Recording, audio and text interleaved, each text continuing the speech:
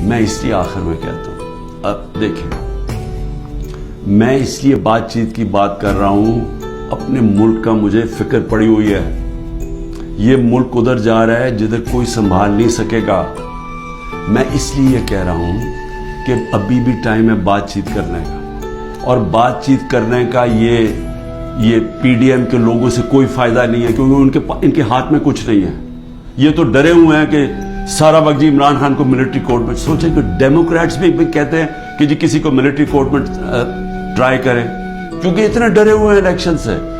ان کو پتہ ہے الیکشن میں ان سے کیا ہونا ہے. تو میں صرف اسٹیبلشمنٹ آرمی چیف سے بات کرنا چاہتا ہوں کہ ابھی بھی ٹائم ہے، یہ کورس کریکشن کریں.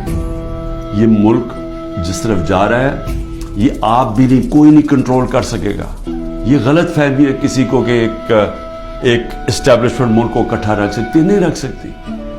ملک کو ایک ڈیموکریٹک پارٹی جس پبلک کے اندر روٹس ہو وہ ہی ملک کو اکٹھا رکھ سکتی ہے، اور پھر ہاں دشمنوں سے پروٹیکٹ کر سکتی ہے ہماری پاکستان کی فوج.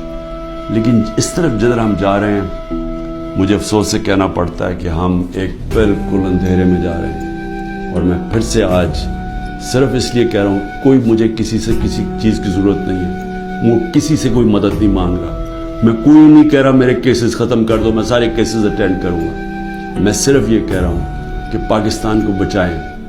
یہ ملک جس طرف جا رہا ہے، یہ جس طرف یہ لے کے جا رہے ہیں، اور جو آگے پلان بنا ہوا ہے کہ اور بھی پارٹیز کھچڑی بنا کے اور چھوٹی چھوٹی پارٹیز کے اندر بندر بانٹ ہو جائے اور اس سے کوئی چینج آ جائے گا ملک میں، اس سے اور تباہی آئے گی آگے.